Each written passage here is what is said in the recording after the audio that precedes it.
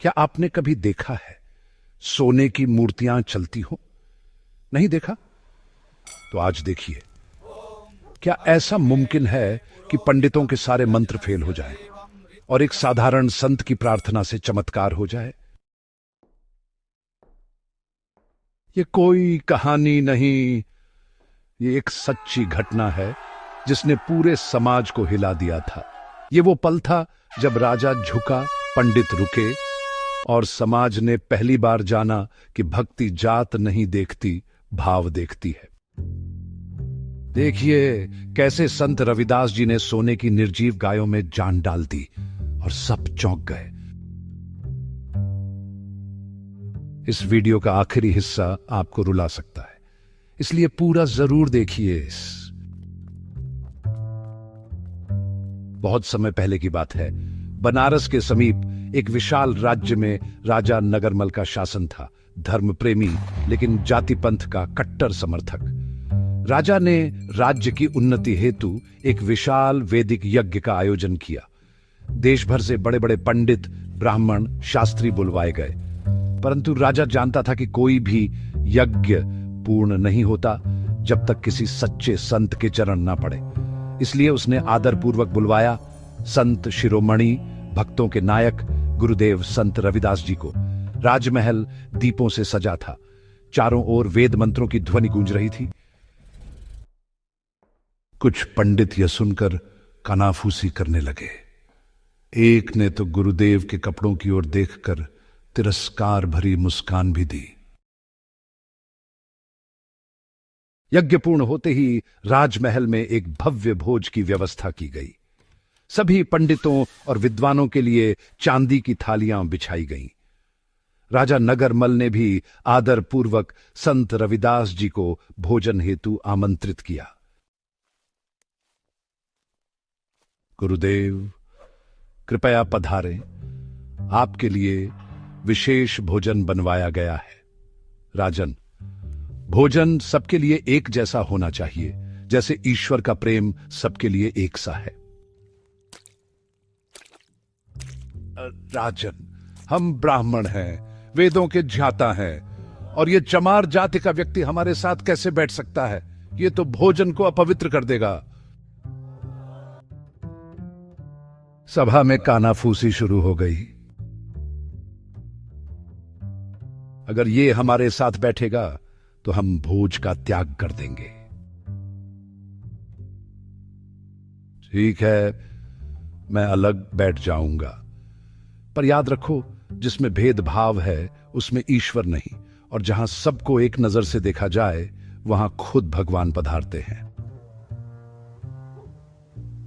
और तभी चमत्कार हुआ। सभी पंडितों की थालियां एकदम से खाली हो गईं, सभी पकवान गायब हो गए। राजा घबरा गया। यह क्या हो गया? इतनी भोजन व्यवस्था और एक क्षण में सब लुप्त। जहां भेद होता है वहां भगवान नहीं रुकते। ईश्वर को घी पुए नहीं, पवित्र भाव चाहिए। अगर मन अपवित्र है तो भोजन भी अपवित्र हो जाता है। राजा ने तुरंत गुरुजी से क्षमा मांगी और आग्रह किया कि वे वापस आकर सभी के साथ भोजन करें। गुरुजी वापस आए और तब भोजन थालियों में फिर से प्रकट हुआ, इस बार सबके लिए एक जैसा, सबको साथ बैठकर। जब यज्ञ पूर्ण हुआ तो राजा ने घोषणा की, आज के यज्ञ में मैं 5 सोने की गायें हमारे विद्वान पंडितों को भेंट करता हूं। सभा में एक शोर सा हुआ। सबने देखा, विशाल कद की 5 सोने की गायें रत्नों से जड़ी हुई, रेशमी वस्त्रों से ढकी हुई राज दरबार में लाई गई। पंडित रघुनाथ लोभ में डूबे हुए बोले, वाह, सोने की गायें! ऐसे दान तो आज के युग में मिलते ही नहीं। एक अन्य पंडित ने हंसते हुए कहा, अब जीवन भर पूजा पाठ करना भी ना पड़े, ये गायें ही पर्याप्त हैं। थामिए राजन, यह गौदान नहीं, यह तो केवल धातु का प्रदर्शन है। यज्ञ का अंतिम चरण दान नहीं, धर्म की परीक्षा होता है। राजा, वेद कहते हैं गौ प्राण स्वरूपा। गाय वह हो सकती है जिसमें प्राण हो, जीवन हो, भाव हो। यह तो निर्जीव है, ठंडी, सुनहरी, लेकिन मृत। सभा सन्न हो गई, सबकी सांसें थम गई।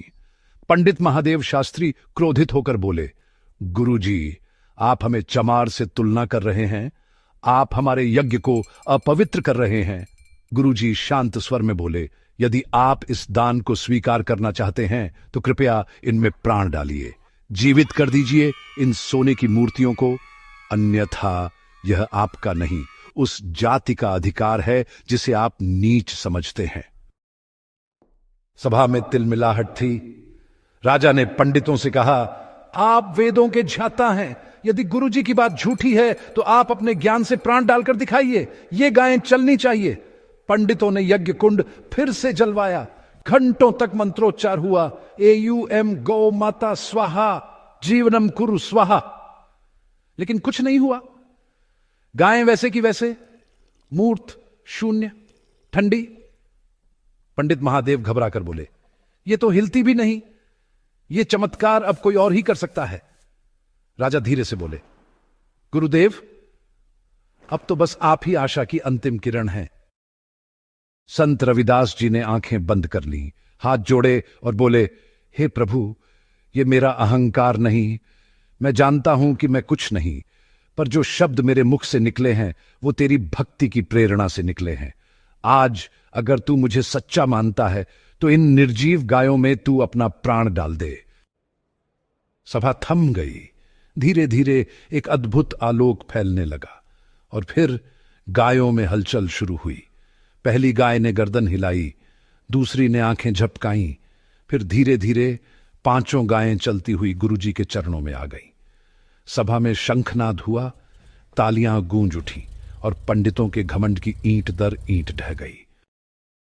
पंडित महादेव फूट फूट कर रोते हुए बोले, गुरुजी, क्षमा कीजिए, हम अंधकार में थे, आपने हमें ज्योति दी, हमने आपकी जाति देखी, आपने हमारा हृदय देखा। गुरुजी नर्म मुस्कान के साथ बोले, ज्ञान से अहंकार नहीं, विनम्रता जन्म लेती है, जात नहीं, कर्म बोलता है, और जो समाज को जोड़ता है वही सच्चा ज्ञानी है।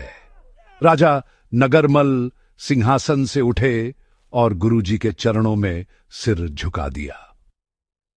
अगर इस कथा ने आपके दिल को छू लिया हो, अगर आपने भी महसूस किया हो कि भगवान सिर्फ मंदिर में नहीं बल्कि प्रेम, विनम्रता और समानता में बसते हैं, तो इस वीडियो को एक प्यारा सा लाइक जरूर दें और नीचे कमेंट में लिखिए, जय संत रविदास जी महाराज की, ताकि ये वाणी और दूर तक गूंजे। हर हफ्ते हम लाते हैं ऐसी ही सच्ची, प्रेरणादायक और भक्ति से भरी कहानियां। इसलिए अभी संतों की वाणी को सब्सक्राइब करें और घंटी जरूर दबाएं, ताकि जब अगली वाणी आए तो सबसे पहले आपके पास पहुंचे।